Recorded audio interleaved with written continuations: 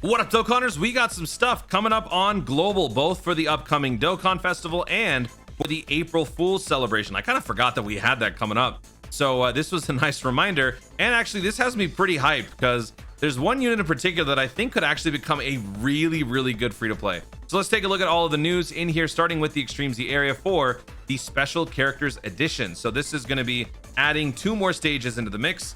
The Great Saiyaman STR and this unit right here. This is my pick. I think this unit could become one of the best free-to-play units in the game. It's actually crazy how good this unit is at the SSR level, let alone the fact that this Bulma is getting a TUR and an EZA. I kind of hate the fact that both the TUR and EZA are happening at the same time, but still, I think this unit is actually going to be really, really good. Let's see. Let's go take a look at the event. This is the event right here, the Extreme Z area special characters. You got like the Halloween characters, and you got like Ghost Tanks, Candy Vegito. You got the What If, Pan, and Gohan.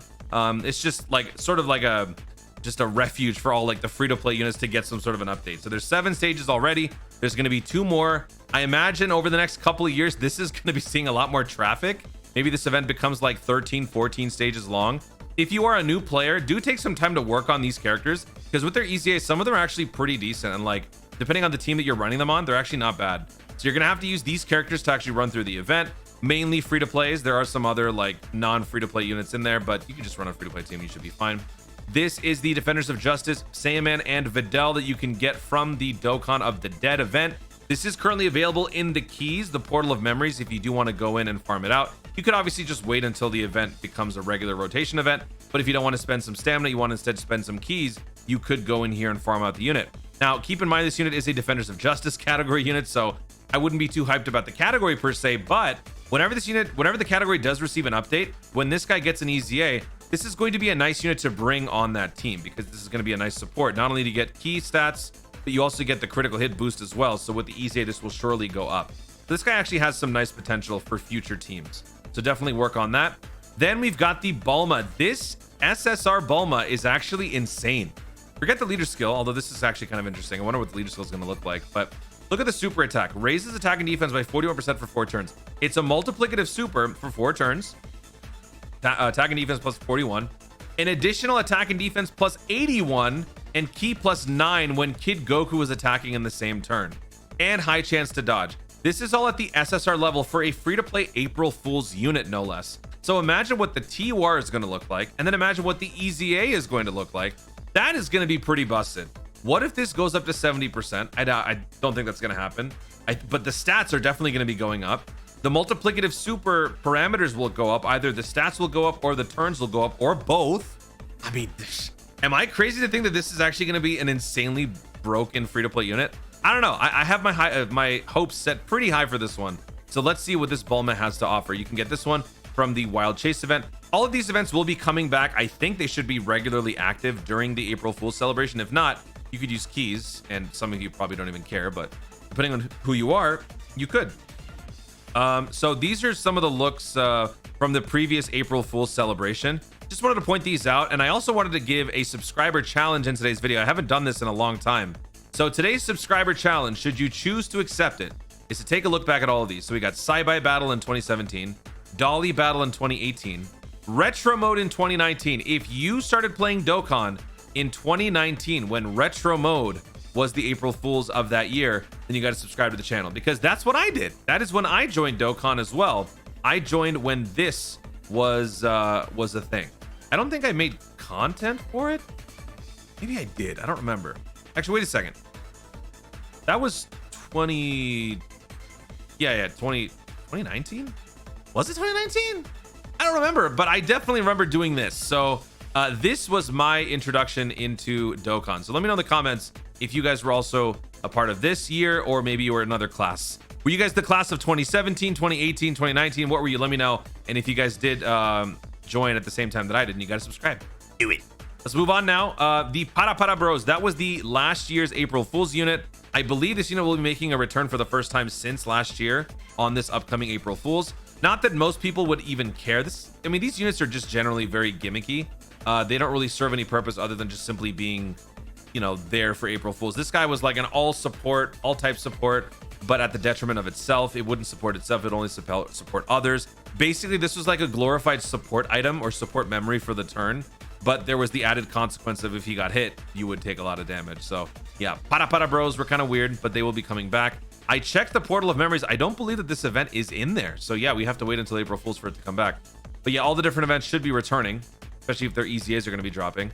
But here's the big one. So a lot of people are definitely waiting for the Zenny Shop update to be happening. This is another clue that it's going to be taking place, because the Zenny Shop update can't be getting a revamp if other events that sort of promote increased Zenny counts are not getting revamps as well, which is why the Big Bucks Hercule Challenge is getting a revamp. This is going to begin preparations tomorrow, should be ready by the time the Yamcha Dokkan Festival celebration kicks in.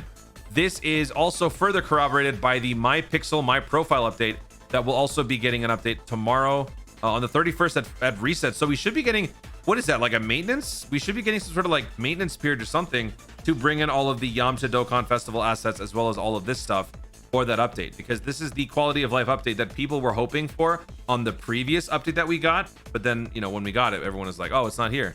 Yeah, it'll be here on this one. So this can be seen in the JP Dokkan Fest details for Yamcha. Let's take a look at it. So in the Yamcha Dokkan Festival celebration, obviously Yamcha's there. We have the Hercule revamp and the Zenny Shop lineup renewal. This is what people care about, along with the My Profile. Also, we're going to be getting the quest mode, so that's going to be great too. So let's take a look at the Zenny Shop inventory update here. So a lot of things are going to be costing 100,000 Zenny. It's going to be, might seem a little pricey to some of you, especially if you're new. But remember, this is also being done for veteran players who have been around for so long that they've got always max Zenny. Like that's how I am. When I play Dokkan, I've got so much in reserve that I just never know what to do with it. Like right now, my Zenny count is kind of low, and it feels nice for a change, so I'm leaving it like that. But at any time, if I really want to, I could sell all of these Hercule statues. Not even, I could sell like 10% or 5%, 3% of my Hercule statues, and I would get all of the Zenny back that I am down on currently. I've been spending Kais for that same reason. I've got such an insane backlog of resources that I really just don't want to have all that. Like I'm fine having extras, but having this much extra is just excessive. So I want to spend some of this stuff, and finally I will be able to with this Zenny Shop update. I can finally max out on like my medal counts on things like the East Kai, North Kai, Grand Supreme Kai, all these different medals. I can max them all out by buying everything from the Zenny Shop, which is going to be pretty cool. And of course, you know, if you guys are also pretty loaded up on Zenny, you can use it to buy all these different things, training items if you want. There will be some daily purchases that are only available once per day, so they will just be expanding on all that. So this is going to be something that a lot of people are happy about. Now, the final piece of news that I want to talk about is the Ultimate Clash. The 54th Ultimate Clash is dropping on Global, and with this, we are getting the LR Majub EZA. So let's take a look at what this unit's EZA looks like.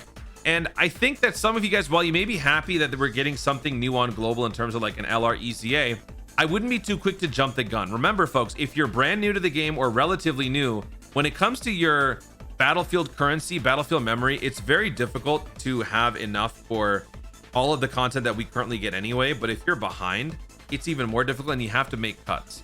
Is this unit someone that is worth keeping for you or worth awakening at the expense of probably your next 4 or 5 or even 6 like Ultimate Clashes? You got to really think about it. So let's take a look at what the unit does. Resurrected Warriors, key +3, 130%, obvious boost to that category. For the super attacks, raising defense was the main add-on here. Everything else is basically the same. For the passive, raises key, so this was the original passive. Now we get an extra attack and defense +100%, gains an extra additional attack and defense +100%, and key +10, depending on how much HP you have remaining. Now, if you're on like a Majin Power team, we've got a lot of regen going on. This shouldn't be too difficult, so that is going to generally happen more often than not for you. Plus, you got items and whatnot. You get an all allies support, key +2, attack and defense +20%, which is pretty neat. Transforms by fusing with Mr. Boo when health falls below 50%. When that happens, Majub emerges. For this one, the super attacks are the same, but now we add on the raising attack and defense for both. And the 12th key, oh yeah, greatly lowers attack, okay. For the passive, recovers 40% HP, attack and defense +1 to 20%. Here's the kicker. Plus an additional attack and defense +120 when the only Majin Power category ally attacking in the same turn is this character. And all allies keep +2 attack and defense +40% when there's a Majin Power category ally attacking in the same turn. So either you give yourself a gargantuan level boost if you're the only Majin Power, or if you've got other Majin Powers on the rotation, you will become a support. So this is actually kind of a nice passive. It is unfortunate that you have to do one at the cost of the other, but it is nice because this makes this unit actually not a bad slot 3. You could run this guy as a support on slot 3. You could run this guy as a slot too if you so choose, depending on the team that you're running him on. But this gives some utility outside of the Majin power category. If you're running on something like GT Heroes, Kamehameha, this unit is on the Kamehameha category. So if you are running something like that, you may not necessarily want to have the support, but you want more of the extra stats, right? So very interesting. And then on top of that, randomly changes key spheres of a certain type to rainbow, plus an additional key plus 2 attack and defense plus 20 per rainbow key sphere obtained. So very interesting. So do you need this unit or do you not need this unit? Remember, whether or not you need the unit, you can always hold off on spending until you absolutely know you need the character. So don't just jump the gun and buy and spend those precious Battlefield memories. Save it for something in the future. The next LR Battlefield unit that will be dropping on global should be the Hachiyak about 3 or 4 Dokkan Festival celebrations from now. If we look at the Yamcha celebration, 57 was their ultimate clash, and that is when the Battlefield Hachiyak showed up. So if you are saving up for the Hachiyak, you're going to have to wait at least 3 more clashes. This is the 54th one on global. So we have to go through 55, 56, and then 57 at the earliest for Hachiyak to show up. So that means in the time between, will you have enough to buy the Hachiyak from the Battlefield Memory Shop? You're going to have to go do the due diligence and let me know, or let yourself know, because I don't really want to look that up right now. Now, the last thing that I want to talk about before I end this video is this right here, the Vegeta the Indomitable Warrior. This story event is available for a few more days, and I haven't made a video yet on this, so I want to talk about it. So let's actually go to the event, because in this story event, you can actually farm out 2 free Kais, and I would strongly recommend that you guys do that. Anytime we have the opportunity to get free Kais, you know I want to let you guys know. So in this event, if you go to stage 2, you can farm those puddings, right? Which you should be doing to get the medals to awaken the units that are pertaining to the event.